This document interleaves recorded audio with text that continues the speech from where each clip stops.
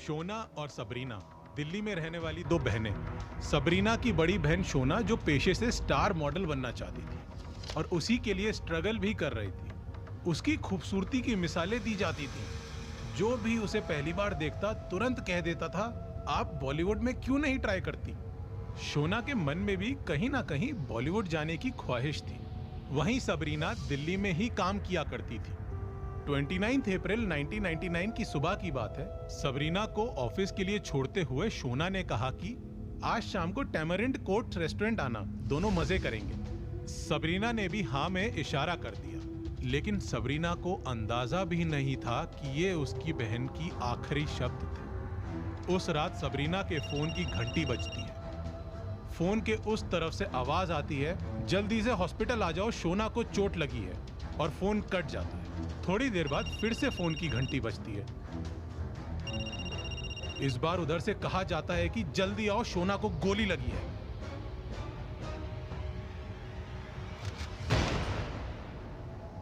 जो शोना गोली की शिकार हुई थी उसका नाम जसिका लाल था। और आज हम जसिका लाल मर्डर केस की कहानी से रूबरू होंगे। दिल्ली के कुतुब मीनार के करीब ही एक टैमरिंड कोर्ट नाम का एक रेस्टोरेंट हुआ करता था। इस रेस्टोरेंट की मालकिन ब्रिटिश नागरिक बीना रमानी और उसके पति हुआ करते थे।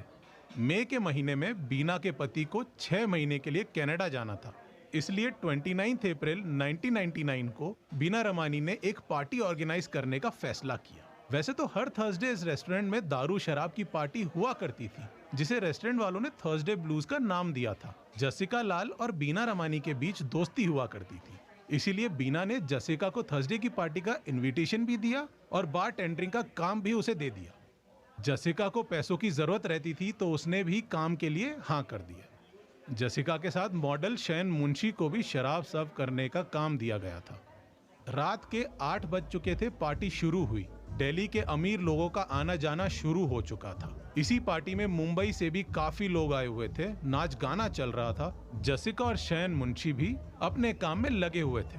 जसिका की नजर अपनी बहन की तलाश कर रही थी, लेकिन ऑफिस के काम की वजह से वो आ नहीं पाई थी। बहन के बिना जसिका का ज्यादा मन तो नहीं लग रहा था, लेकिन फिर भी वो अपनी कमिटमेंट की वजह से वहां रुकी हुई थी। देखते ही देखते रात के 12 बज जाते हैं। काफी लोग पार्टी से जा चुके थे। जसिका भी अपने काम को खत्म करने की कोशिश कर रही थी। तभी पार्टी में एक शख्स और उसके 3 दोस्तों की एंट्री होती है। इस शख्स का नाम सिद्धार्थ वशिष्ठ उर्फ मन्नू शर्मा था। मन्नू शर्मा ने ऑलरेडी काफी शराब पी रखी थी। बता दें कि मन्नू शर्मा हरियाणा के कांग्रेस नेता विनोद शर्मा का बेटा है। उसके साथ यूपी के बाहुबली नेता डीपी यादव का बेटा विकास यादव भी था। वही विकास जिसने आगे चलकर नीतीश कटारा की हत्या की और बाद में उसके लिए जेल की हवा भी खाई। अब तक रात के 12:30 बज चुके थे। जसिका भी अपना काम खत्म करने की कोशिश कर रही थी। तभी बार में मनु शर्मा आता है। मनु को पता था कि शराब की सर्विंग बंद हो चुकी है, लेकिन फिर भी उसने अपनी धौंस दिखाने के लिए जसिका से एक पैग शराब मांगा। जसिका ने भी मनु को घड़ी की टाइमिंग दिखाते हुए कहा, सर शराब खत्म हो गई है। मनु को लगा कि उसे कोई शराब कैसे मना कर सकता है। उसने फिर कहा, मुझे शराब चाहिए, लाकर दो। जसिका ने भी फिर से मना कर दिया। इसके बाद मनु ने जसिका को कुछ पैसों का रौब दिखाते हुए शराब मांगी, लेकिन जसिका के ऊपर पैसों का रौब भी नहीं चला। उसने फिर से शराब देने से मना कर दिया और कहा, नहीं है शराब तो कहां से दे दूं। यह सुनकर मन्नू को गुस्सा आ गया। उसे लगा कि दोस्तों के सामने उसकी बेइज्जती हो गई है। उसने गुस्से में .22 कैलिबर की पिस्टल निकाली और हवा में एक राउंड फायर कर दिया, लेकिन फिर भी जसिका को उससे डर नहीं लगा। यह देखकर मन्नू को और ज्यादा गुस्सा आ गया और बिना कुछ सोचे जसिका की आंखों के सामने पिस्तौल तान दी। कोई कुछ समझ पाता कि उससे पहले ही मन्नू शर्मा ने जसिका लाल के सर पर गोली चला दी।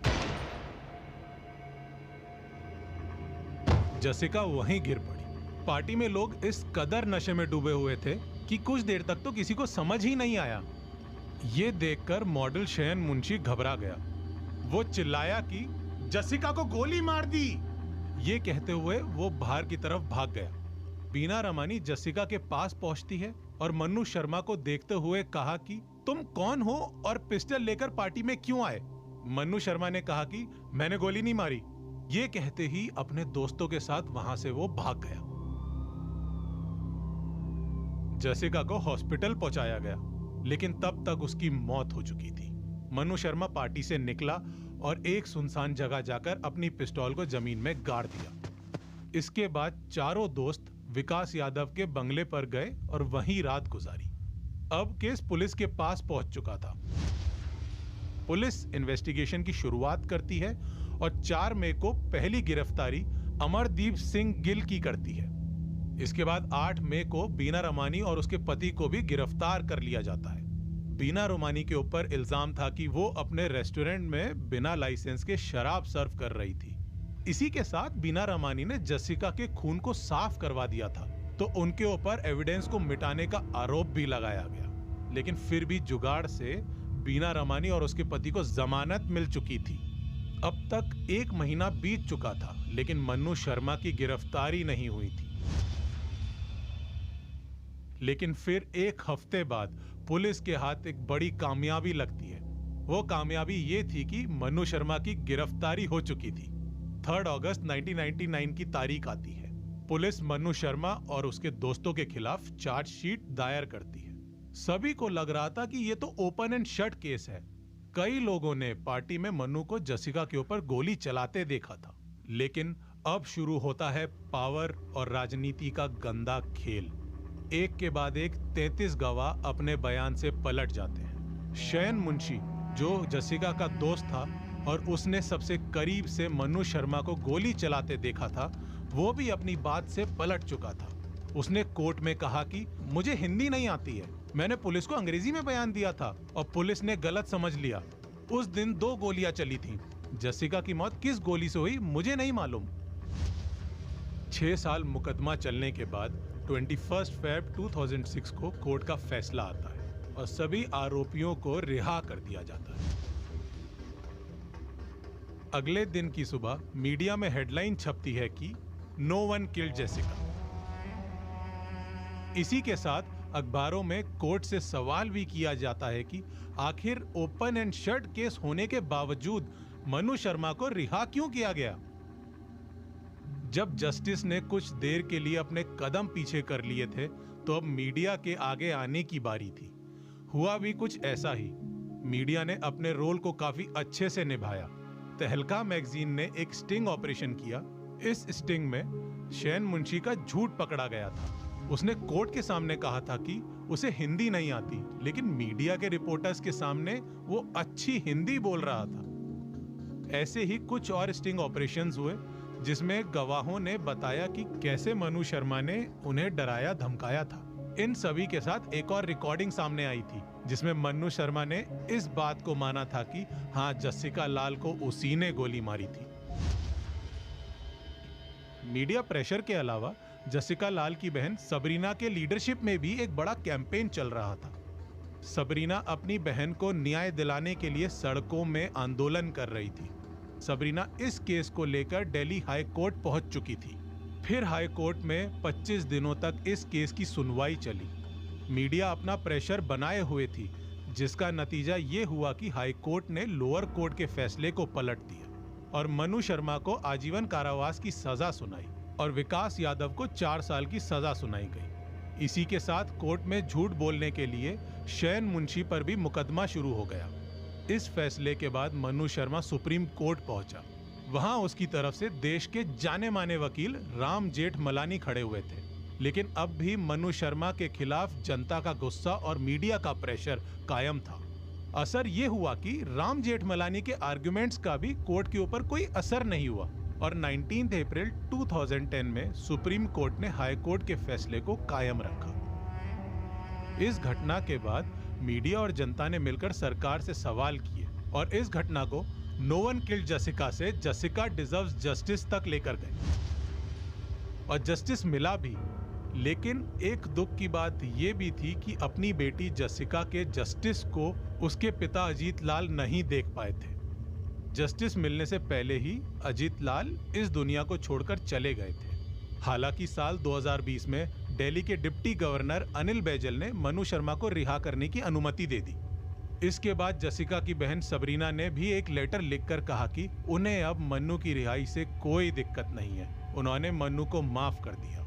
इसी के साथ सबरीना ने मन्नू को माफ करते हुए लिखा कि हम माफ करने में यकीन रखते हैं। मेरी माँ ने 1999 में ही मन्नू को माफ कर दिया होता अगर उसने खुद माफी मांग ली होती। जिंदगी में एक ऐसा वक्त भी आता है जब कुछ चीजों को पीछे छोड़ देना चाहिए। मुझे विक्टिम वेलफेयर बोर्ड से मिलने वाले पैसे भी नहीं चाहिए, उन्हें किसी जरूरतमंद को दे दीजिएगा। तो फिर बस इतनी सी थी ये कहानी, मदहोशी की, मर्डर की, माफी की, यानी कहानी जसिका लाल की। हम फिर मिलेंगे जुर्म के दुनिया की एक और नई कहानी के साथ। तब उसके सामने उसका परिवार है। मैं और नितिश केवल एक कॉलेज में साथ पढ़ते थे, हमारे बीच प्रेम संबंध बिल्कुल नहीं था और शादी का तो दूर दूर तक कोई इरादा नहीं था। ये सिर्फ शब्द नहीं बल्कि कोर्ट में दिया बयान था। ये बयान उस प्रेमिका ने दिया था जिसके प्रेम की जिद के लिए प्रेमी ने अपनी जान गंवा दी थी। ये बयान परिवार के दबाव में उस लड़की ने दिया था जिसने खुद प्रेमी के अपहरण के बाद प्रेमी की मां को पुलिस में रिपोर्ट लिखवाने को कहा था। ये बयान उस लड़की का था जिसकी प्रेम कहानी की गवाही पूरा कॉलेज दिया करता था। आज की कहानी में प्रेम है, ममता है, गुरूर है, नफरत है और साथ में एक होनहार जवान लड़के का मर्डर है। अगर आप फिल्मों के शौकीन होंगे तो आपने कई बार देखा होगा कि हीरो बाहुबली पिता से लड़कर अपने प्यार को हासिल कर लेता है, लेकिन असल जिंदगी में ऐसा नहीं हो पाता। असल जिंदगी में प्यार और शादी के बीच में बाहुबली परिवार का ईगो आ जाता है, जिसे सेटिस्फाई करने के लिए वो लोग ऑनर किलिंग का सहारा लेते हैं। नितिश कटारा की कहानी भी कुछ उसी ऑनर किलिंग की तरफ लेकर जाती है। साल 2002। नितिश कटारा एक 25 साल का जवान लड़का था। नितिश का फैमिली बैकग्राउंड भी अच्छे खासे पढ़े लिखे लोगों का था। उसके पिता खुद यूपीएससी सेलेक्टेड रेलवे अधिकारी थे। साथ ही साथ माता नीलम कटारा भी अच्छी नौकरी में थी।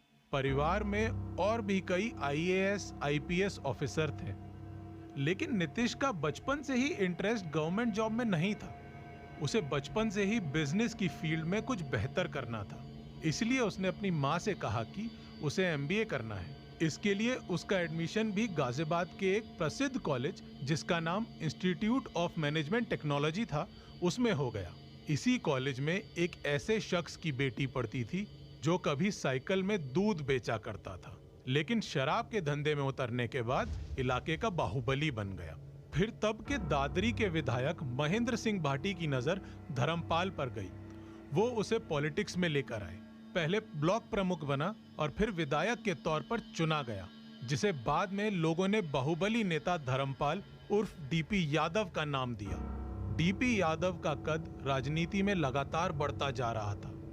एक दौर ऐसा भी आया था कि डीपी यादव की गिनती यूपी के सबसे अमीर नेताओं में होने लगी थी। इसी के साथ डीपी यादव के नाम के आगे बाहुबली का टैग भी लग चुका था। जब नितिश कटारा और डीपी यादव की बेटी भारती यादव आपस में मिलने लगे थे और उन्हें एक दूसरे से प्रेम हो रहा था, तब तक डीपी यादव के ऊपर 9 हत्या, 3 अटेम्प्ट टू मर्डर, 2 डकैती, अपहरण और कई फिरौती के मामले दर्ज हो चुके थे। इतने केस के बावजूद भी डीपी यादव का रसूख और खौफ बढ़ता ही जा रहा था। साल 1998 में इंडिपेंडेंट कैंडिडेट के रूप में डीपी यादव राज्यसभा पहुंचने में भी कामयाब हो गया था, लेकिन 2002 में समय बदलने वाला था। डीपी यादव का परिवार ऐसे केस में फंसने वाला था जिसकी वजह से इसका रसूख और खौफ दोनों खत्म होने वाले थे। अब डीपी यादव की लाइफ में नितिश कटारा की एंट्री होने वाली थी। ऐसा नहीं था कि नितिश कटारा को डीपी यादव के खौफ के बारे में मालूम नहीं था। उसे पता था कि उसका प्रेम उसके लिए खतरनाक साबित हो सकता है, लेकिन उसे अपने प्रेम के ऊपर पूरा विश्वास था। शायद इसीलिए उसने अपने पांव कभी पीछे नहीं खींचे। इधर पूरे शहर में डीपी यादव की दहशत थी, जिसका फायदा उसका गुंडा बेटा विकास यादव भी खूब उठा रहा था। दूसरी तरफ नीतीश को उसकी बेटी भारती यादव से प्रेम हो चुका था। नीतीश ने यह बात अपनी मां नीलम कटारा को भी बता दी थी। शुरू में डीपी यादव का नाम सुनकर नीलम कटारा को अपने बेटे के लिए डर तो लगा, लेकिन फिर उन्होंने बेटे की जिद के आगे हामी भर दी। नीतीश और भारती के कॉलेज का रोमांस आगे बढ़ रहा था। दोनों साथ में काफी समय बिताने लगे। कई बार तो भारती खुद नीतीश से मिलने उसके हॉस्टल भी आया करती थी। धीरे धीरे समय बीतने लगा और दोनों की पढ़ाई भी पूरी हो गई।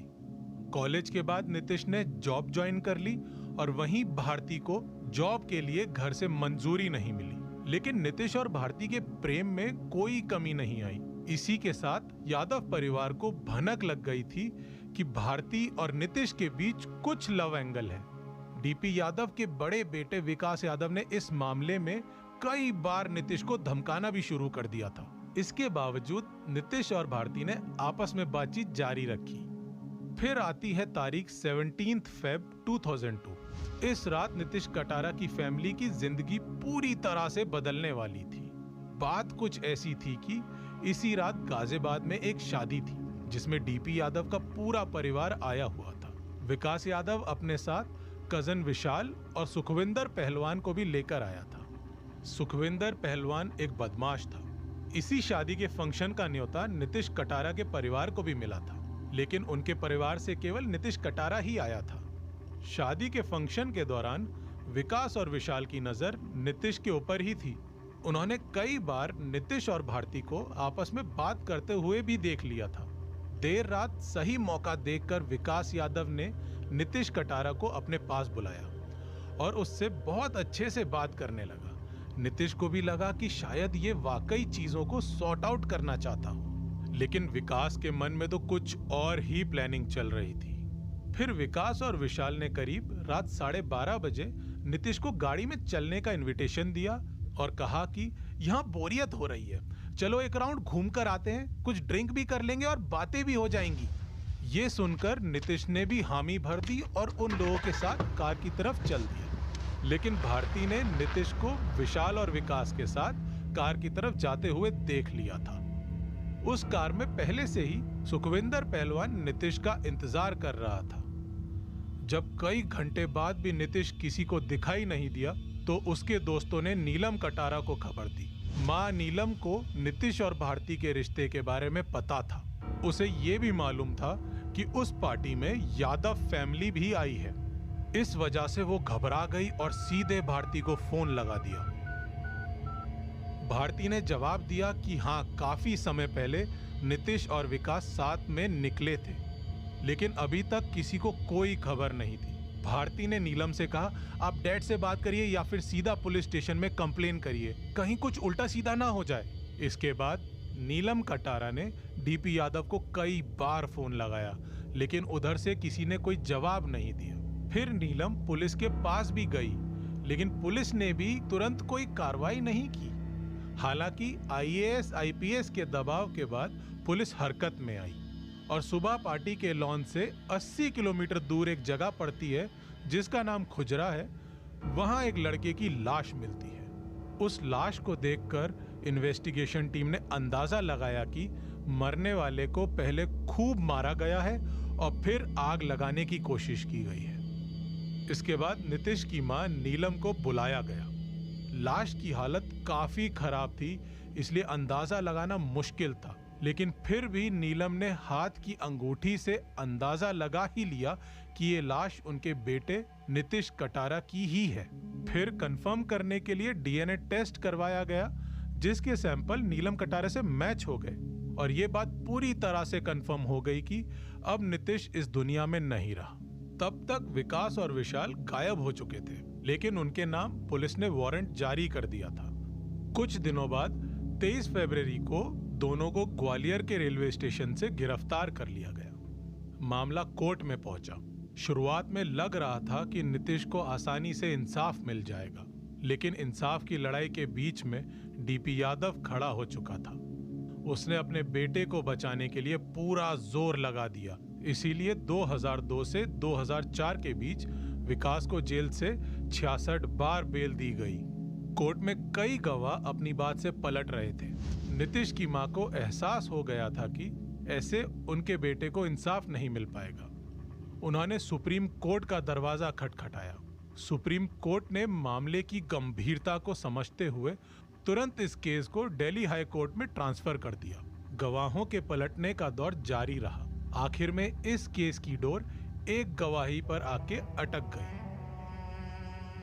वो गवाही थी डीपी यादव की बेटी भारती यादव की। परिवार ने पढ़ने के बहाने से भारती को लंदन भेज दिया था और कई बार कोर्ट के सामने कहा गया कि उससे कोई संपर्क नहीं हो पा रहा है। अंत में कोर्ट को कहना पड़ा कि अगर भारती यादव गवाही देने नहीं आती है तो उसे भगोड़ा घोषित कर दिया जाएगा और उसका पासपोर्ट भी कैंसिल कर दिया जाएगा। ऐसे में लंदन पुलिस को उसकी गिरफ्तारी करनी पड़ेगी। जब भारती यादव के पास कोई रास्ता नहीं बचा तो वो कोर्ट के सामने पेश हुई, लेकिन अब वो भी परिवार के रंग में रंग चुकी थी। उसे भी अब नीतीश के इंसाफ की कोई परवाह नहीं थी। उसने कोर्ट में साफ कह दिया कि वो और नीतीश केवल दोस्त थे और उनके बीच प्रेम संबंध बिल्कुल नहीं था। हालांकि फिर पुलिस ने कोर्ट में गिफ्ट्स, लव लेटर्स और कार्ड पेश किए जो इस बात की गवाही दे रहे थे कि भारती यादव परिवार के दबाव की वजह से झूठ बोल रही थी। कई बयानों के बाद दिल्ली फास्ट ट्रैक कोर्ट ने इस मामले में फैसला सुनाते हुए विकास यादव और विशाल यादव को नीतीश के अपहरण और मर्डर का दोषी मानते हुए 30 साल आजीवन कारावास की सजा सुनाई। साथ ही कहा कि ये ऑनर किलिंग का मामला था। इसके साथ सुखविंदर पहलवान, जो उस रात इनके साथ था, उसे भी 20 साल की सजा सुनाई गई। केस हाईकोर्ट पहुंचा, लेकिन विकास और विशाल को वहां भी कोई राहत नहीं मिली। आखिरी सुनवाई सुप्रीम कोर्ट में हुई, जहां नीलम कटारा इन दोनों के फांसी की सजा की मांग कर रही थी, लेकिन सुप्रीम कोर्ट ने दोनों की सजा को 25 साल का कर दिया। हालांकि इस फैसले से एक मां जिसने अपने जवान बेटे को खोया था, वो बिल्कुल खुश नहीं थी। उसकी आंखों से आंसू बह रहे थे, लेकिन मन में एक संतोष का भाव था कि एक बाहुबली परिवार से लड़कर उसने अपने बेटे को इंसाफ दिलाया। ये इंसाफ की लड़ाई बिल्कुल आसान नहीं थी, लेकिन कहा जाता है ना कि इंसाफ मिलने में देरी हो सकती है, लेकिन वो मिलता जरूर है। इसी के साथ नीलम कटारा ने इस बात को माना कि भारती यादव ने परिवार की वजह से अपने बयान को बदल दिया था। साथ ही उन्होंने ये भी कहा कि उसमें उसकी कोई गलती नहीं है। अब उसके सामने उसका परिवार है, जिसके लिए उसे खड़ा होना ही था। उसके सामने कोई रास्ता ही नहीं बचा था, लेकिन मेरा बेटा नीतीश भारती से सच्चा प्रेम करता था। अपराध के इस पॉडकास्ट में ऐसे नेशनल खिलाड़ी की बात होगी जिसने जब पहली बार बैडमिंटन अपने हाथों में पकड़ा था तो लोगों ने कह दिया था कि इसने तो बैडमिंटन को तलवार की तरह पकड़ा है, ये बैडमिंटन का पृथ्वीराज है। एक ऐसा खिलाड़ी जिसने जब 1980 में पहली बार बैडमिंटन नेशनल चैंपियनशिप में हिस्सा लिया तो सीधे नेशनल चैंपियन बन गया। उस खिलाड़ी के अंदर इतनी ज्यादा काबिलियत थी कि 1980 के बाद से लगातार 7 सालों तक हिंदुस्तान में किसी दूसरे खिलाड़ी ने सैयद मोदी को बैडमिंटन में चैलेंज ही नहीं किया और वो लगातार 7 सालों तक नेशनल चैंपियन बने रहे। ये भी एक रिकॉर्ड ही है। इसी बीच कॉमनवेल्थ गेम्स आते हैं। सभी को बैडमिंटन से मेडल की उम्मीद थी और सैयद मोदी ने लोगों की उम्मीदों को निराश नहीं किया और बैडमिंटन सिंगल्स में गोल्ड मेडल को अपने नाम किया। दर्शकों के बीच एक ही नाम गूंज रहा था, वो नाम था स्टार बैडमिंटन खिलाड़ी सैयद मोदी का। जिसे स्पोर्ट्स से थोड़ा सा भी लगाव होगा उसे इस नाम के बारे में जरूर मालूम होगा। आज हम सैयद मोदी जैसे करिश्माई पर्सनैलिटी को याद भी करेंगे और उनकी मर्डर मिस्ट्री को भी समझने की कोशिश करेंगे। आखिर ऐसी क्या वजह थी कि बैडमिंटन के स्टार नेशनल प्लेयर की हत्या करवा दी गई? इसे समझने के लिए चलते हैं आज से 45 साल पहले। साल था 1978। तब सैयद जूनियर टूर्नामेंट में हिस्सा लिया करते थे। इसी बीच उनका सिलेक्शन बीजिंग बैडमिंटन टूर्नामेंट के लिए हो गया। इसी टूर्नामेंट में उनकी मुलाकात एक और जूनियर महिला खिलाड़ी से होती है, जो थी माया नगरी मुंबई की अमिता कुलकर्णी। इस टूर्नामेंट के दौरान ही सैयद और अमिता करीब आने लगते हैं। दोनों की उम्र भी तब ज्यादा नहीं थी। वो उस उम्र में थे जब प्यार इश्क बड़ी जल्दी दिलों में दस्तक देता है। और हुआ भी कुछ ऐसा ही। कुछ मुलाकातों के बाद सैयद और अमिता को एक दूसरे से प्रेम हो चुका था। दोनों एक दूसरे से शादी भी करना चाहते थे। जैसे ही सैयद और अमिता की शादी के लायक उम्र हुई, उन्होंने अपनी शादी की इच्छा घर वालों को बता दी। इसी बीच सैयद का करियर ग्राफ भी तेजी से ऊपर जा रहा था। वो कई बार के नेशनल चैंपियन बन चुके थे। वहीं दूसरी तरफ अमिता अपने करियर में कुछ खास नहीं कर पा रही थी। फिर भी सैयद अमिता से ही शादी करना चाहता था। दोनों की शादी के लिए घर वाले राजी नहीं हुए। उसके कई रीजन थे। एक बड़ा रीजन ये भी था कि अमिता काफी अमीर घर से थी और सैयद एक लोअर मिडिल क्लास परिवार का था। फिर सैयद और अमिता ने परिवार की मर्जी के खिलाफ जाकर कोर्ट मैरिज कर ली और लखनऊ शिफ्ट हो गए। लखनऊ में अच्छे स्टेडियम थे, जहां सैयद को बैडमिंटन प्रैक्टिस के लिए अच्छी फैसिलिटी मिल जाती थी। शादी के शुरुआती दिनों में रोमांस भी था और करियर भी अच्छा चल रहा था। लेकिन फिर जैसे जैसे समय गुजरता गया, चीजें थोड़ी खराब होना शुरू हो गई थी। अमिता बैडमिंटन की फील्ड में कुछ खास नहीं कर पा रही थी और सैयद इंडिया के नेशनल स्टार प्लेयर बन चुके थे। अब चीजें और खराब होने वाली थी, क्योंकि इस कहानी में एक तीसरे शख्स की एंट्री होने वाली थी। ये शख्स कोई और नहीं बल्कि उस दौर में अमेठी के राजा नाम से मशहूर संजय सिंह था। ये जन मोर्चा पार्टी का सदस्य भी था और साथ ही राजीव गांधी के साथ इसने पढ़ाई की थी। वो खुद को राजीव गांधी का करीबी भी बताया करता था। इस बात से आप संजय सिंह के पॉलिटिकल कनेक्शन के बारे में अंदाजा लगा सकते हैं। फिर लखनऊ में बड़ी पार्टी का आयोजन होता है। हालांकि संजय सिंह भी पहले से ही शादीशुदा था, लेकिन फिर भी वो इस पार्टी में अमिता की तरफ दोस्ती का हाथ बढ़ाता है। अमिता को भी संजय सिंह की पावर का अंदाजा था, इसलिए वो भी दोस्ती कर लेती है। धीरे धीरे इस दोस्ती की वजह से कब अमिता अपने पति सैयद को चीट करने लगती है, उसे खुद भी पता नहीं चलता। अमिता को इस बात का कोई दुख नहीं था, बल्कि उसे तो संजय सिंह के साथ काफी मजा आ रहा था। ऐसा खुद अमिता ने अपनी डायरी में लिखा था। कहा जाता है कि इश्क और मुश्क छुपाए नहीं छुपते, इसलिए अमिता के अफेयर के बारे में सैयद को भी पता चल चुका था। बाद में अमिता ने बताया भी था कि वो डायरी में संजय सिंह के साथ रोमांस के बारे में भी लिखा करती थी। वो ऐसा इसलिए करती थी जिससे उसे पढ़कर उसके पति को जलन हो, क्योंकि वो अपने पति को दुख पहुंचाना चाहती थी। कुछ और टाइम गुजरता है और एक दिन अमिता सैयद को बताती है कि वो प्रेग्नेंट है।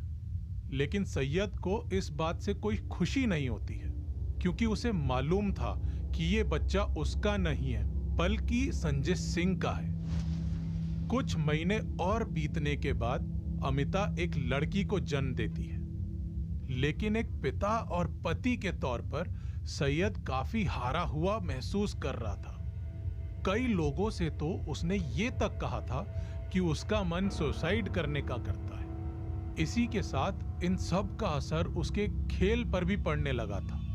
वो पहली बार नेशनल चैंपियनशिप भी हार चुका था, लेकिन उसने फिर से फाइट बैक करने का फैसला किया। फिर तारीख आती है 28 जुलाई 1988। अमिता को बच्ची को जन्म दिए पूरे 2 महीने हो चुके थे, लेकिन सैयद को पूरा विश्वास था कि ये बेटी संजय सिंह की ही है। इस बात को लेकर दोनों पति पत्नी के बीच काफी बहस हुआ करती थी। कई महीनों से अमिता के अंदर सैयद के लिए नफरत बढ़ती जा रही थी, लेकिन फिर भी दोनों पति पत्नी साथ ही रहते थे। लखनऊ के केडी सिंह बाबू स्टेडियम में भी सैयद अक्सर प्रैक्टिस के लिए जाया करते थे। 28 जुलाई के दिन भी वो अपनी पत्नी को बताकर प्रैक्टिस के लिए निकले थे। तमाम मुश्किलों के बाद भी वो देश के लिए कुछ मेडल्स जीतना चाहते थे, इसलिए पत्नी को बाय बोलकर स्टेडियम के लिए निकल गए। पत्नी अमिता ने भी मुस्कुराते हुए सर हिलाया। शायद अमिता को पता था कि ये सैयद की तरफ से ये बोले गए कुछ आखिरी शब्द हैं। 2816 सैयद मोदी के स्कूटर का नंबर। सैयद स्कूटर को स्टार्ट करते हैं और स्टेडियम की तरफ चल देते हैं। शाम को स्टेडियम से निकलकर पास ही एक जूस सेंटर की तरफ बढ़ते हैं। तभी एक मारुति की कार तेज रफ्तार में उनके पास आकर रुकती है और उस कार से दो लोग निकलकर सैयद के बिल्कुल पास जाकर .38 रिवॉल्वर से उनके सीने में 8 गोलियां दाग देते हैं। कॉमनवेल्थ गेम्स में भारत के लिए गोल्ड मेडल जीतने वाले national badminton player Syed Modi की हत्या हो चुकी थी। इस देश ने अपने नेशनल हीरो को हमेशा के लिए खो दिया था। सुबह होते ही ये मामला देश के मीडिया की हेडलाइन बन चुकी थी। हाई प्रोफाइल केस होने की वजह से इसे सीबीआई को सौंपा गया। सीबीआई ने इन्वेस्टिगेशन की शुरुआत की। सबसे पहले सीबीआई के हाथ अमिता की डायरी लगी, जिससे साफ साबित हो रहा था कि अमिता और संजय सिंह के बीच अफेयर था। नवंबर 1988 सीबीआई ने चार्जशीट दायर की। उस चार्जशीट में सीबीआई ने कहा था कि यह मामला लव ट्रायंगल, अवैध संबंध और कॉन्ट्रैक्ट किलिंग का है। साथ ही सीबीआई ने यह कहा था कि संजय, अमिता और अखिलेश, जो कि रायबरेली का बाहुबली था, इन तीनों ने मिलकर सैयद के मर्डर की साजिश रची थी। सीबीआई ने अपनी चार्जशीट में 7 लोगों को आरोपी बनाया था। इसके बाद कोर्ट में संजय सिंह और अमिता की तरफ से वकील राम जेठमलानी ने मोर्चा संभाला और ऐसी दलील पेश की कि सीबीआई के पूरे चार्जशीट को ही कमजोर कर दिया। सबूत न होने की वजह से सितंबर 1990 में कोर्ट ने संजय सिंह और अमिता को बेकसूर बताया और केस से उनका नाम हटा दिया। फिर साल 1996 में प्रयागराज हाई कोर्ट ने सीबीआई को दूसरा झटका दिया। इस बार कोर्ट ने तीसरे आरोपी अखिलेश सिंह को भी बरी कर दिया। इसके बाद एक अन्य आरोपी जितेंद्र को भी बेनिफिट ऑफ डाउट देते हुए बरी कर दिया। सीबीआई ने जिन 7 लोगों को आरोपी बनाया था, उनमें से 4 लोगों के खिलाफ कोई सबूत नहीं मिले और वो रिहा हो चुके थे। 2 और आरोपियों की पैरोल के दौरान गोली लगने से मौत हो गई। बचा एक आरोपी भगवती सिंह, जिसे लखनऊ की सेशन कोर्ट ने दोषी करार देते हुए आजीवन कारावास की सजा सुनाई। इस केस के बाद ही संजय सिंह और अमिता मोदी ने एक दूसरे से शादी कर ली और अमिता मोदी बन गई संजय सिंह की पत्नी अमिता सिंह। इससे सीबीआई की चार्जशीट की ये बात तो साबित हो गई कि संजय और अमिता का अफेयर चल रहा था। साथ ही साथ तमाम मीडिया घराने और आम लोगों के मन में एक सवाल रह गया कि आखिर देश के star national badminton player Syed Modi, जिसके लाखों चाहने वाले थे, उसके ऊपर किसके इशारों पर गोली चलाई गई थी। क्योंकि जिन लोगों को सीबीआई ने आरोपी बताया था, उन्हें कोर्ट ने बेकसूर बताते हुए छोड़ दिया था। जिन्हें कोर्ट ने छोड़ दिया है, उनके ऊपर कोई उंगली नहीं उठा सकता। लेकिन फिर भी एक सवाल तो उठता ही रहता है कि आखिर सैयद मोदी को किसने मरवाया। अगर कोई मोटिव नहीं था तो सैयद मोदी के ऊपर गोली क्यों चलाई गई। याद रखिएगा कि बिना मोटिव के मर्डर नहीं होते हैं। सैयद मोदी को चाहने वाले आज भी इस सवाल की तलाश में हैं कि आखिर गोली किसके इशारों पर चलवाई गई थी। आज के एपिसोड में एक ऐसे सीरियल किलर की फाइल खुलेगी जो मर्डर करता था, फिर सर कटी लाश के साथ तिहाड़ जेल की तरफ ऑटो पकड़ लेता था। उन सर कटी लाशों से पूरी दिल्ली ही नहीं बल्कि पुलिस भी डरने लगी थी। आज बात सीरियल किलर चंद्रकांत झा की होगी। आखिर सीरियल किलर चंद्रकांत झा क्यों जाता था तिहाड़ जेल की तरफ? क्या था सर कटी लाशों का राज? जानने के लिए चलते हैं साल 2006 के दौर में। तारीख 20 अक्टूबर 2006। आम दिनों की तरह दिल्ली की सुबह, और तभी हरिनगर पुलिस थाने में फोन की घंटी बजती है।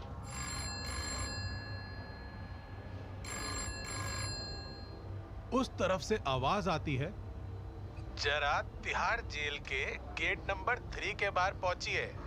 साला आप लोगों के लिए वहां तोहफा छोड़े हैं हम। ये आवाज सुनकर हवलदार को कुछ अजीब सा लगा, लेकिन फिर भी वो अपने साथियों के साथ तिहाड़ के गेट नंबर 3 की तरफ निकल जाता है। वहां पहुंचने पर पुलिस को एक टोकरी मिलती है। टोकरी के अंदर सर कटी लाश थी। लाश का सर तो कटा ही था, साथ ही साथ उसका निचला हिस्सा भी काट दिया गया था।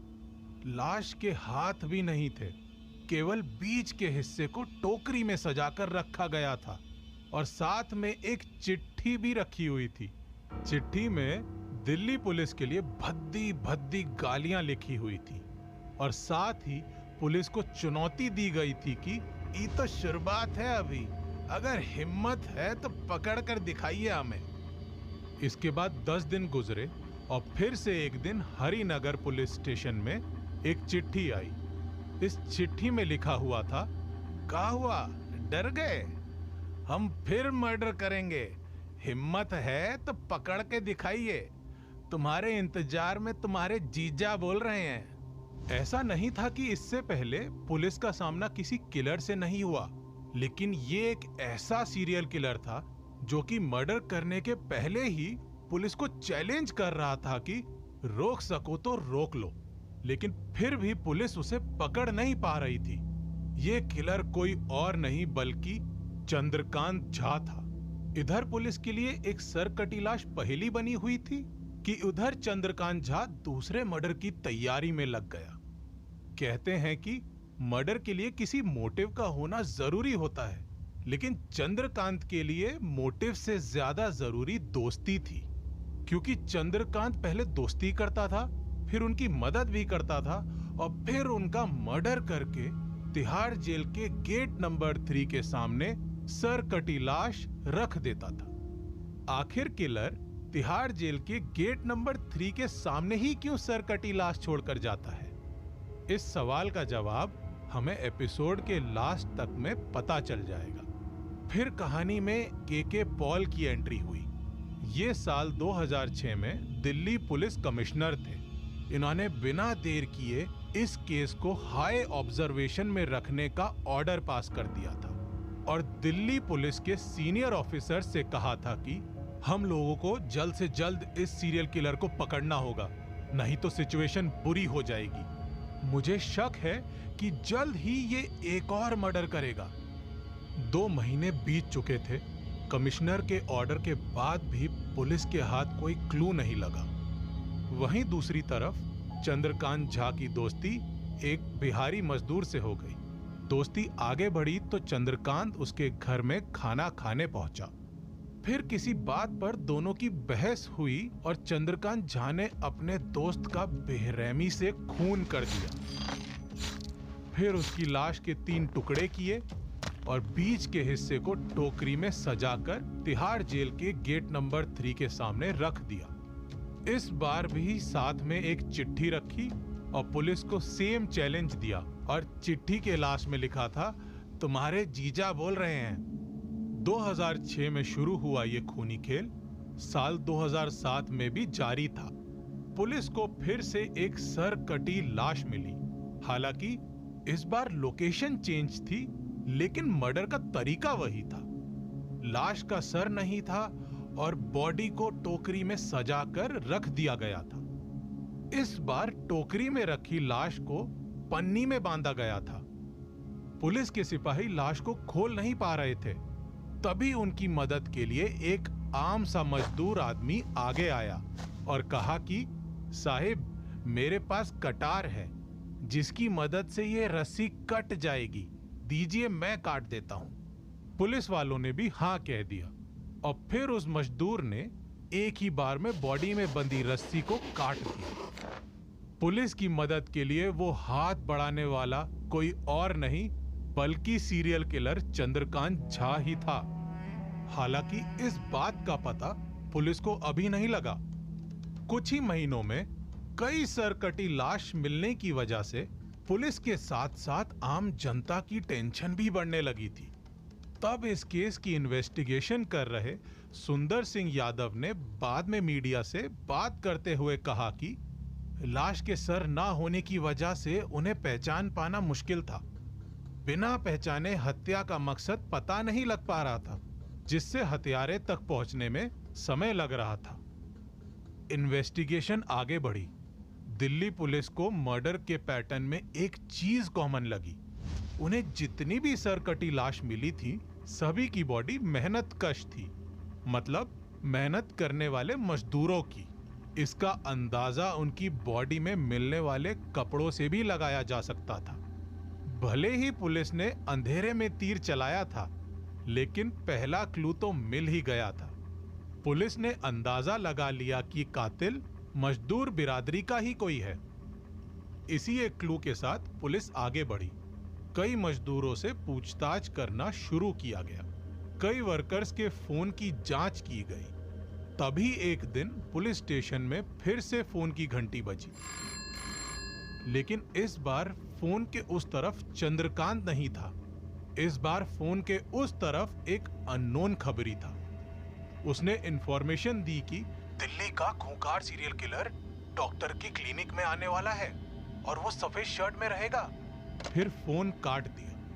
पुलिस कमिश्नर के पॉल ने ऑर्डर दिया कि इस टिप के साथ आगे बढ़ो और उस सीरियल किलर को पकड़ कर लाओ। पुलिस की टीम सादे कपड़ों में तैयार हुई और एक जाल बिछाया, जिस जाल में चंद्रकांत झा फंस गया और दिल्ली पुलिस ने चंद्रकांत झा को अरेस्ट कर लिया। इसके बाद मीडिया के जरिए दिल्ली को डराने वाले सीरियल किलर का चेहरा आम जनता के सामने आया। चंद्रकांत झा ने भी हंसते हंसते अपने जुर्म को कबूल कर लिया और कहा कि हम सब सच बताएंगे, लेकिन हमारी एक शर्त है, वो ये है कि पुलिस हमको परेशान नहीं करेगी। फिर सीरियल किलर चंद्रकांत झा से पहला सवाल पूछा गया कि आखिर तिहाड़ जेल का गेट नंबर 3 ही क्यों? इसके जवाब में चंद्रकांत ने कहा था कि हमें दिल्ली के कांस्टेबल बलबीर से नफरत है। हम तिहाड़ जेल में ऐसे जुर्म की सजा काट रहे थे जिस जुर्म को हमने कभी साला किया ही नहीं, लेकिन तब भी उसने हमें बहुत टॉर्चर किया। इसने हमें नंगा किया, हमें भूखा रखा। तभी हमने सोच लिया था कि हम दिल्ली पुलिस को नहीं छोड़ेंगे और उसी नफरत को मिटाने के लिए हम साला सीरियल किलर बन गए। सीरियल किलर चंद्रकांत झा ने आगे बताते हुए कहा कि हम बिहार के मधेपुरा के घोषई गांव के रहने वाले हैं। हमने मधेपुरा में भी कई कत्ल किए हैं, लेकिन जब हमें लगा कि अब कमाने के लिए बाहर जाना चाहिए तो हम दिल्ली आ गए। यहाँ हम कभी अमीर लोगों को नहीं मारे, हम तो केवल बिहार के गरीब लोगों से दोस्ती करते थे और उन्हें मार देते थे। इसके बाद लाश का सर और बाकी आधा हिस्सा यमुना नदी में बहा दिया करते थे। साल 2007 में पुलिस ने कोर्ट में चंद्रकांत झा की चार्जशीट पेश की। कोर्ट ने चंद्रकांत को फांसी की सजा सुनाई। हालांकि बाद में उसकी फांसी की सजा को उम्र कैद में बदल दिया गया था। जुर्म और उसकी हकीकत को जानने के लिए सुनते रहिए अपराध।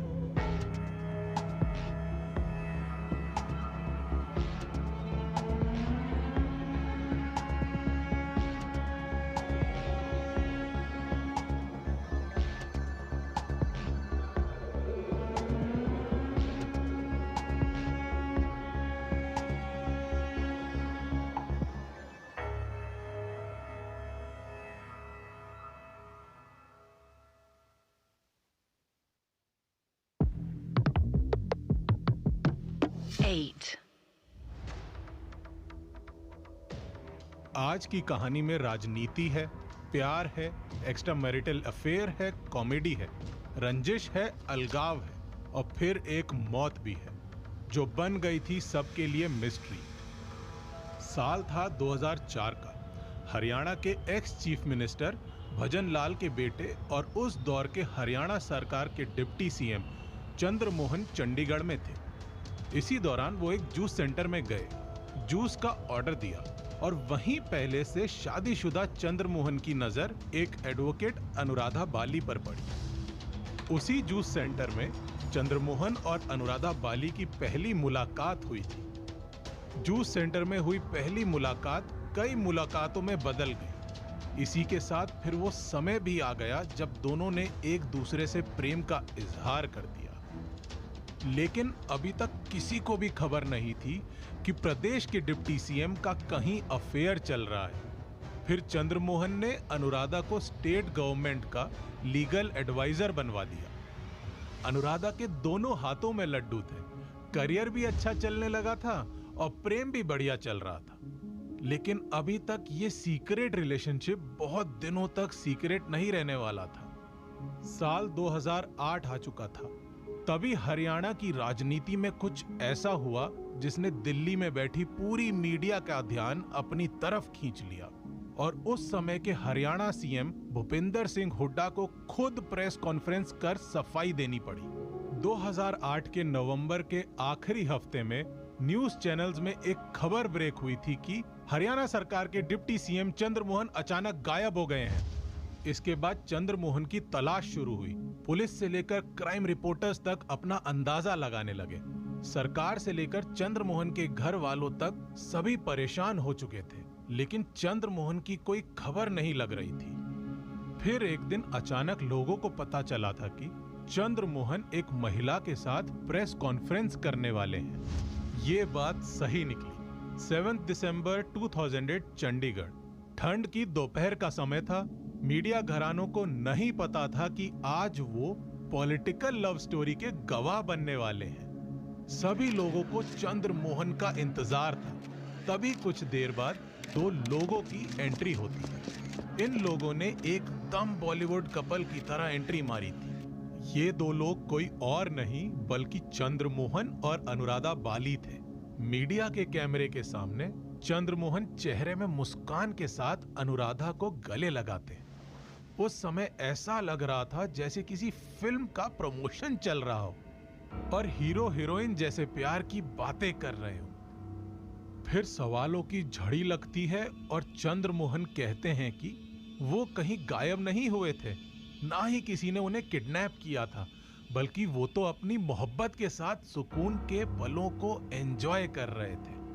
इसी के बाद चंद्रमोहन ने जो भी बोला था वो अगले दिन के अखबारों की हेडलाइन भी बन गई थी। आगे बोलते हुए चंद्रमोहन ने ये कहा था कि अब मैं चंद्रमोहन नहीं हूं, अब से मैं चांद मोहम्मद बन गया हूं और मेरे साथ अनुराधा बाली भी अब से फिजा बन गई है। मतलब साफ था कि चांद की फिजा हो चुकी थी। इन दोनों ने मुस्लिम रीति रिवाजों से निकाह कर लिया था। यकीन मानिए कि आप किसी फिल्म की कहानी नहीं सुन रहे हैं, बल्कि प्यार की ऐसी मिसाल 2008 के हरियाणा सरकार के डिप्टी सीएम चंद्रमोहन उर्फ चांद मोहम्मद ने पेश की थी।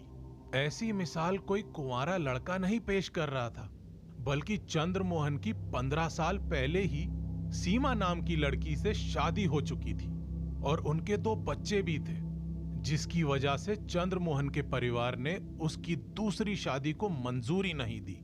परिवार की तरफ से चंद्रमोहन उर्फ चांद के ऊपर दबाव डाला जाने लगा कि वो फिजा को छोड़ दें और अपने बीवी बच्चों के पास वापस आ जाएं।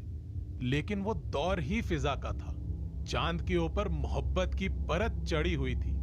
उसने ना ही अपने परिवार की सुनी और ना ही अपनी पॉलिटिकल पार्टी की।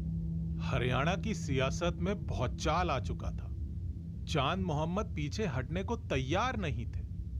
चांद के परिवार की तरफ से फिजा के ऊपर भी दबाव बनाने की कोशिश की गई, लेकिन उस दबाव का भी कोई फायदा नहीं हुआ। फिर एक दिन हरियाणा के सीएम भूपेंद्र सिंह हुड्डा को प्रेस कॉन्फ्रेंस कर चांद मोहम्मद को डिप्टी सीएम की पोजीशन से बर्खास्त करना पड़ा।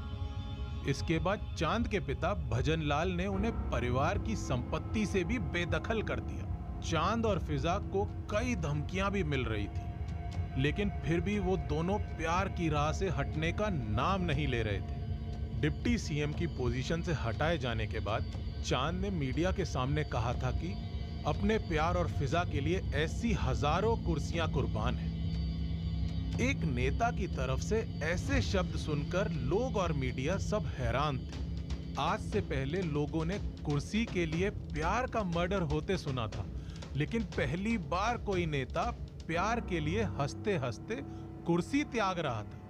फिर चांद और फिजा चंडीगढ़ के एक फ्लैट में साथ रहने लगे। लोगों को लगा कुछ दिनों में सब ठीक हो जाएगा, लेकिन एक महीने बाद फिर से हरियाणा की फिजाओं में सनसनी फैलने वाली थी। अब तक सियासत के ऊपर प्यार भारी था, लेकिन अब बारी सियासत की थी। कहा जाता है कि सियासत किसी भी डोर को तोड़ सकती है। हुआ भी कुछ ऐसा ही था। चांद और फिजा की शादी को अभी 40 दिन ही हुए थे कि एक बार फिर से खबर आती है कि चांद मोहम्मद फिर से गायब हो गए हैं। इस बार वो फिजा के घर से गायब हो गए थे।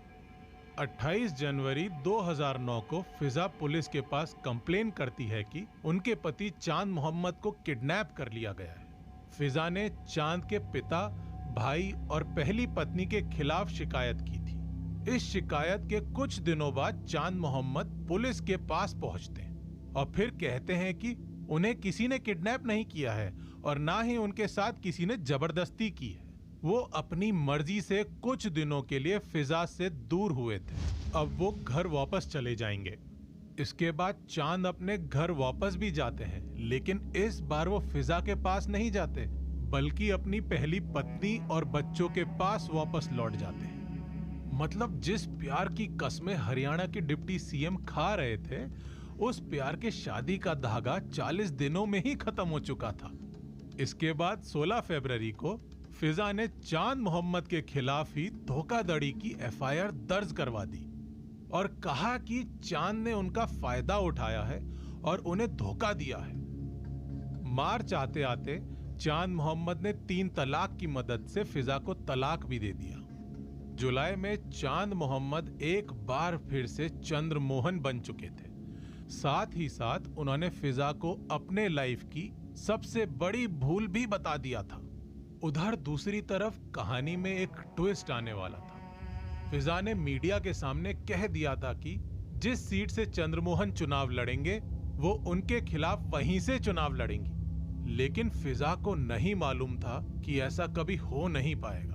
सभी को मालूम था कि चांद के धोखे से फिजा अंदर ही टूट गई थी।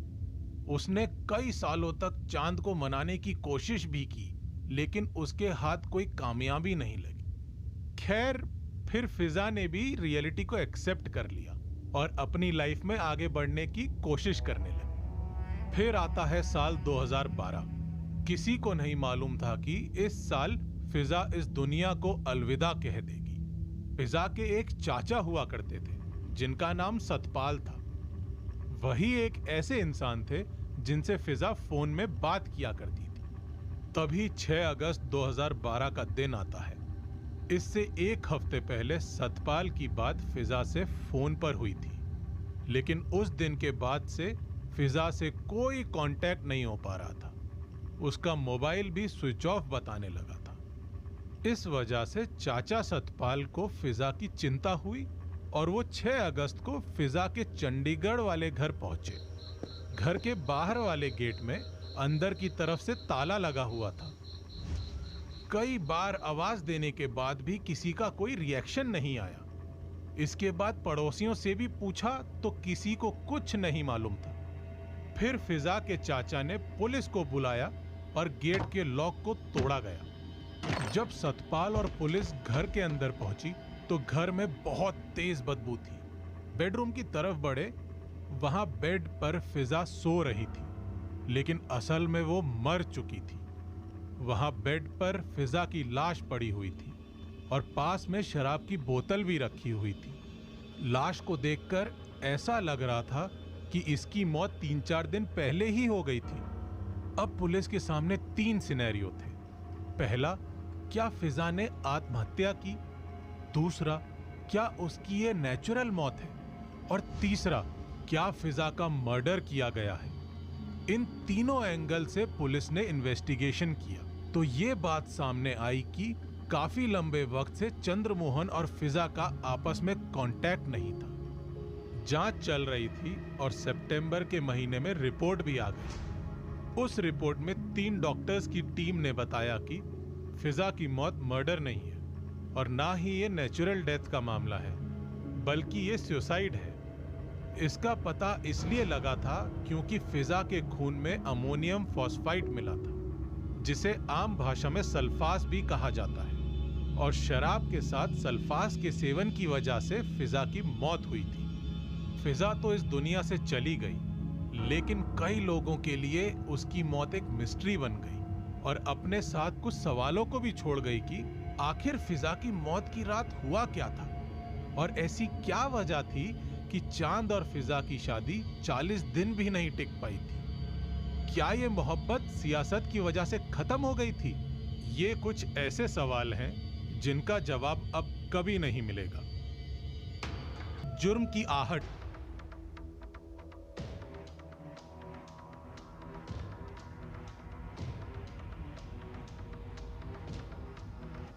किसी प्रदेश की खूबसूरती को अगर ठुकराया ना जा सके तो वो केरला ही। केरला को विद्वानों का प्रदेश भी कहा जाता है। इसी स्टेट में एक ब्रिलियंट लड़की रहा करती थी जिसका नाम ओमाना था। ओमाना बचपन से ही पढ़ने लिखने में बहुत तेज थी। उसने अपने घर में बता दिया था कि बड़े होकर वो डॉक्टर बनेगी। हुआ भी कुछ ऐसा ही। कुछ सालों बाद ओमाना को लोग डॉक्टर ओमाना के नाम से जानने लगे थे। फिर ओमाना ने आई स्पेशलिस्ट के तौर पर प्रैक्टिस भी शुरू कर दी थी।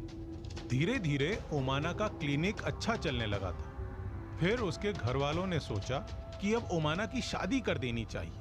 कुछ ही समय में ओमाना के लिए कई रिश्ते आने लगे, जिनमें से उसने डॉक्टर राधा कृष्णन को पसंद किया। राधा कृष्णन और ओमाना आपस में बात करने लगे। फिर उनकी शादी का भी दिन आ गया। शादी के बाद भी कई सालों तक दोनों की लाइफ बढ़िया चल रही थी। दोनों ने खुद का आशियाना भी तैयार कर लिया था। लेकिन कुछ सालों बाद ओमाना ने कहा कि हमें अपने घर को रेनोवेट करवा लेना चाहिए। राधा कृष्णन ने भी अपनी पत्नी ओमाना की बात मान ली, लेकिन उन्हें नहीं मालूम था कि अब उनकी लव लाइफ में ट्विस्ट आने वाला है। उन्हें यह भी नहीं मालूम था कि उनकी सीधी सादी सी जिंदगी अब बर्बाद होने वाली थी, क्योंकि इस कहानी में अब तीसरे शख्स की एंट्री हो गई थी। यह शख्स कोई और नहीं बल्कि आर्किटेक्ट मुरलीधरन था। सबसे पहले मुरलीधरन ने डॉक्टर पति पत्नी को घर के नए नए डिजाइन दिखाए। उन्होंने कुछ डिजाइन्स को शॉर्टलिस्ट भी कर लिया और मुरलीधरन से पूछा कि आप कब से हमारे घर के रेनोवेशन का काम स्टार्ट कर सकते हैं। मुरलीधरन ने जवाब दिया, नेक्स्ट वीक से, एंड ट्रस्ट मी, मैं इसे आपके सपनों का घर बनाकर दूंगा। इसके बाद घर का रेनोवेशन का काम शुरू हो गया। कुछ दिन तो सब सही चला, लेकिन फिर एक दिन ओमाना बड़ी देर तक मुरलीधरन को घूर रही थी। मुरली की नजर भी ओमाना के ऊपर पड़ी। उसे कुछ समझ नहीं आया, लेकिन फिर अगले दिन से वो भी ओमाना को घूरने लगा। दोनों ने एक दूसरे की तरफ दोस्ती का हाथ बढ़ाया। फिर एक दिन इन दोनों ने दोस्ती की हदों को पार कर दिया। ओमाना और मुरलीधरन ने एक दूसरे को प्रपोज किया। इन दोनों का एक्स्ट्रा मैरिटल अफेयर शुरू हो चुका था। एक ऐसी लड़की जिसने हमेशा पढ़ाई के ऊपर ध्यान दिया और एक सफल डॉक्टर भी बनी, वो अब अपने पति को धोखा दे रही थी। हर रोज अपने पति के साथ चीट कर रही थी। लेकिन ये सीक्रेट रिलेशनशिप बहुत दिनों तक नहीं चला। एक दिन राधा कृष्णन जल्दी अपनी क्लिनिक से घर वापस आ गए और उन्होंने जैसे ही अपने बेडरूम के दरवाजे पे हाथ रखा, दरवाजा अपने आप खुल गया और उन्होंने अपनी पत्नी ओमाना को आर्किटेक्ट मुरलीधरन की बाहों में देखा। राधा कृष्णन ने दोनों को रंगे हाथ अपने बेडरूम में पकड़ लिया था, लेकिन उनकी पत्नी की आंखों में कोई शर्म नहीं थी। फिर क्या था, एक समझदार इंसान की तरह डॉक्टर राधा कृष्णन ने अपनी पत्नी डॉक्टर ओमाना को तलाक दे दिया और उसे पूरी तरह से आजाद कर दिया। ओमाना पूरी तरह से आजाद हो चुकी थी। वो और मुरलीधरन खुलेआम अय्याशी करने लगे। ये बात मोहल्ले, क्लिनिक और हॉस्पिटल तक में पहुंच चुकी थी। लोग धीरे धीरे ओमाना को इग्नोर करने लगे। डॉक्टर ओमाना की क्लिनिक में भी पेशेंट ने जाना बंद कर दिया, जिसका बुरा असर ओमाना की इनकम पर भी पड़ने लगा था।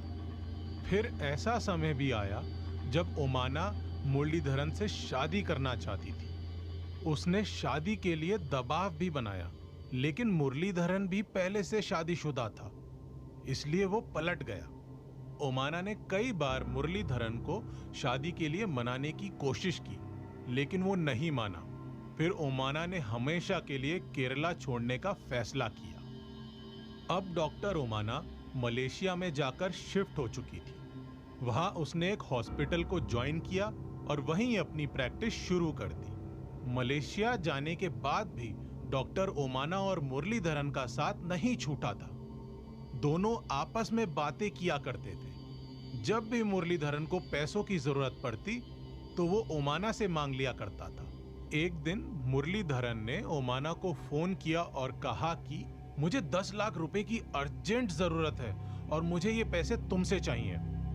तब ओमाना ने जवाब दिया कि मैं अब तुम्हें तभी पैसे दूंगी जब तुम यहां आओगे और हम दोनों साथ में नई जिंदगी की शुरुआत करेंगे।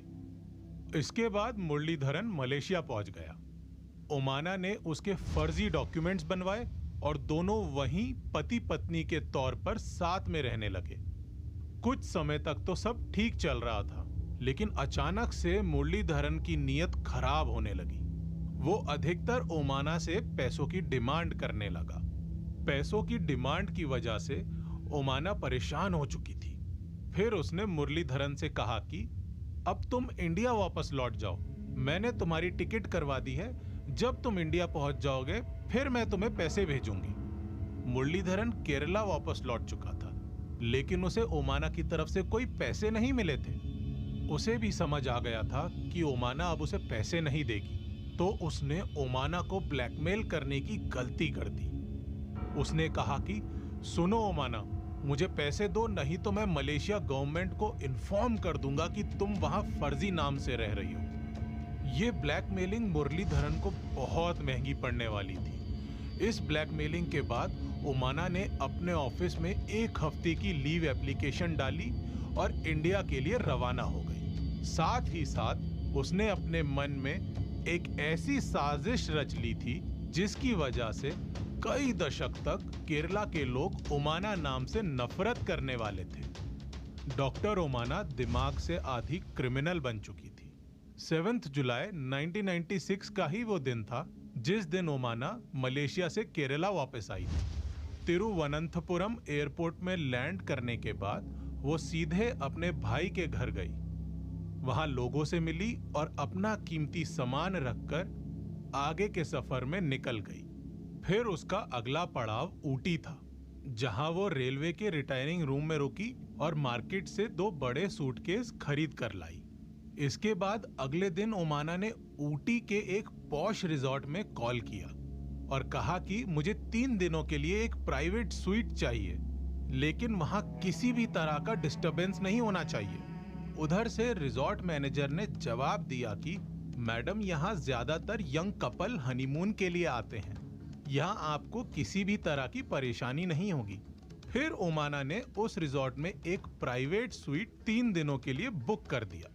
अगले दिन ओमाना रिजॉर्ट पहुंची और मैनेजर को अपना नाम हेमा बताया और कहा कि वो दिल्ली से अपने बॉयफ्रेंड से मिलने आई है। यहाँ वो दोनों कुछ दिन क्वालिटी टाइम बिताएंगे। इसके बाद ओमाना ने वहीं से मुरलीधरन को कॉल लगाया और कहा था कि मुझे तुम्हारी बहुत याद आ रही है, मैं तुमसे मिलना चाहती हूँ और तुम्हें पैसे भी देने हैं। प्लीज ऊटी के रिजॉर्ट आ जाओ, या हम 3 दिनों तक ऐश करेंगे। ये सुनकर मुरलीधरन काफी खुश हो गया और जवाब दिया, बिल्कुल ओमाना, आई मिस यू टू। वो जो चाहता था वो होने वाला था। उसे पैसे भी मिलने वाले थे और प्यार भी। इसके बाद मुरलीधरन वहां पहुंचा और उसने डॉक्टर ओमाना के साथ रिजॉर्ट में रात 7 बिताई। फिर अगले दिन सुबह हुई। ओमाना ने मुरलीधरन से कहा, मेरा सर दुख रहा है और यहाँ मुझे मजा भी नहीं आया। चलो शहर में रेलवे के रिटायरिंग रूम चलते हैं। फिर उन्होंने रिजॉर्ट को चेकआउट कर दिया और दोनों रेलवे के रिटायरिंग रूम पहुंच गए। धीरे धीरे रात हुई। ओमाना ने मुरलीधरन के अरमान जगाए और उससे कहा कि मेरे पास एक जादू का इंजेक्शन है जिसे मैं मलेशिया से लाई हूं। इसे लगाते ही तुम्हारी सेक्स पावर बहुत ज्यादा बढ़ जाएगी। Let's have fun. सेक्स का नाम सुनते ही मुरलीधरन की आंखों में चमक आ गई थी। उसने बिना कुछ सोचे इंजेक्शन लगवाने के लिए हाँ कह दिया। फिर ओमाना ने अपने प्रेमी मुरलीधरन का हाथ पकड़ा और प्यार से कहा, इंजेक्शन लगाने के बाद तुम्हें थोड़ी नींद आएगी, लेकिन घबराना नहीं। फिर ओमाना ने मुरलीधरन के सर पर किस किया और इंजेक्शन उसकी नसों में लगा दिया। मुरलीधरन को नहीं मालूम था कि उस इंजेक्शन में जहर था, एक ऐसा जहर जिसकी वजह से मुरलीधरन की सांसें कुछ ही मिनटों में हमेशा के लिए रुक गई थी। जिस प्रेमी के लिए ओमाना ने अपनी शादी तोड़ी थी, उसी प्रेमी को रेलवे के रिटायरिंग रूम में जहर देकर मार दिया था। केरला की एक लेडी डॉक्टर कातिल बन चुकी थी, लेकिन अब जो वो करने वाली थी वो और भी ज्यादा खौफनाक था। मुरलीधरन की मौत के बाद ओमाना ने उसकी लाश के सामने बैठकर डिनर किया, फिर बाथरूम के दरवाजे को खोला और लाश को खींचकर बाथरूम के अंदर ले गई। अगले 3 घंटे उसने लाश के छोटे छोटे टुकड़े किए और फिर लाश के टुकड़ों को पॉलिथीन में पैक किया और बचे कुचे बॉडी पार्ट्स को कमोड में फ्लश कर दिया। इसके बाद पॉलिथीन को 2 बड़े बैग्स में भरा और रात उसी कमरे में सो गई। सुबह रूम को चेकआउट करके टैक्सी बुलाकर उसी ऊटी वाले रिजॉर्ट में वापस गई। इसके बाद रूम में चेक इन किया और लाश के कुछ हिस्सों को बाथरूम में फिर से फ्लश किया। ओमाना ने फिर टैक्सी बुलाई और बैग में लाश लेकर कोयम्बटूर निकल गई। कोयम्बटूर पहुंचकर एक होटल में मुमताज के नाम से कमरा बुक करवाया और फिर से लाश के कुछ हिस्सों को बाथरूम में फ्लश किया। लेकिन कुछ दिन होने की वजह से बैग में से थोड़ी बदबू आने लगी थी। उस बदबू को भगाने के लिए उसने परफ्यूम का यूज किया, लेकिन फिर भी बदबू आ रही थी। फिर उसके दिमाग में एक और आइडिया आया। उसने सोचा कि कोड़ई कैनाल के सुसाइड पॉइंट में जाकर बचे हुए लाश के टुकड़ों को पहाड़ी से फेंक देती हूँ। वो बिना देर किए टैक्सी बुलाकर कोड़ई कैनाल के सुसाइड पॉइंट के लिए निकल गई। लेकिन वीकेंड होने की वजह से वहां बहुत भीड़ थी। उसे लाश ठिकाने लगाने के लिए सही जगह नहीं मिल पा रही थी और लाश की बदबू लगातार बढ़ती जा रही थी। उसने उसी टैक्सी से वापस लौटने का प्लान बनाया। टैक्सी से वापस आ ही रही थी कि टैक्सी रास्ते में पंक्चर हो गई। फिर पुरानी टैक्सी वाले ने कहा, मैडम चिंता ना करिए, मैं नई टैक्सी करवा देता हूं। नई टैक्सी ओमनी वैन थी, जिसका ड्राइवर बैग उठाने के लिए आगे बढ़ा तो डॉक्टर ओमाना ने उसे जल्दबाजी और घबराहट में कहा, नहीं नहीं, बैग को मत छूना, मैं बैग उठा लूंगी। इसी बीच ड्राइवर को बैग से बदबू भी आ गई और ओमाना की घबराहट देखकर उसे कुछ शक हुआ। हालांकि उसने उस वक्त कुछ नहीं कहा, लेकिन रास्ते में ड्राइवर ने ओमाना से पूछा कि मैडम बैग में क्या है, काफी गंदी बदबू आ रही है। उस वक्त ओमाना को ऐसा लग रहा था कि उसे एक साथी की जरूरत है जिसकी मदद से लाश को ठिकाने लगा सके। फिर ओमाना ने टैक्सी ड्राइवर से कहा, तुम गाड़ी को सुनसान रास्ते की तरफ ले चलो, मैं तुम्हें सब बताती हूँ। फिर गाड़ी सुनसान रास्ते की तरफ मुड़ गई और सुनसान रास्ता आते ही ओमाना ने टैक्सी ड्राइवर को पैसे का और सेक्स का लालच दिया और ड्राइवर को बता दिया कि इस बैग में लाश के टुकड़े हैं, जिन्हें ठिकाने लगाने के बदले वो पैसा भी देगी और उसके साथ सेक्स भी करेगी। ड्राइवर भी पैसे और सेक्स को मना नहीं कर पाया और डॉक्टर ओमाना को हाँ कर दिया। ओमाना के चेहरे में सुकून आ चुका था।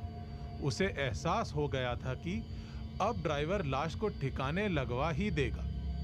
इसी के साथ सुनसान रास्ते में ओमनी वैन तेज रफ्तार से चलती जा रही थी।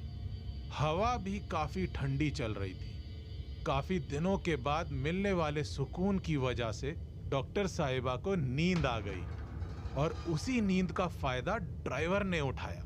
ओमनी वैन में सोई डॉक्टर ओमाना की जब नींद खुली तो वो पुलिस वालों से घिरी हुई थी। दरअसल ड्राइवर ने समझदारी दिखाते हुए हाँ तो कर दिया था, लेकिन उसके दिमाग में पुलिस स्टेशन ही दौड़ रहा था। सही समय देखते ही उसने गाड़ी पुलिस स्टेशन की तरफ घुमा दी थी। फिर ड्राइवर चीखता हुआ बाहर निकला कि साहब, टैक्सी में सीरियल किलर बैठी है, साथ में बैग में लाश भी है।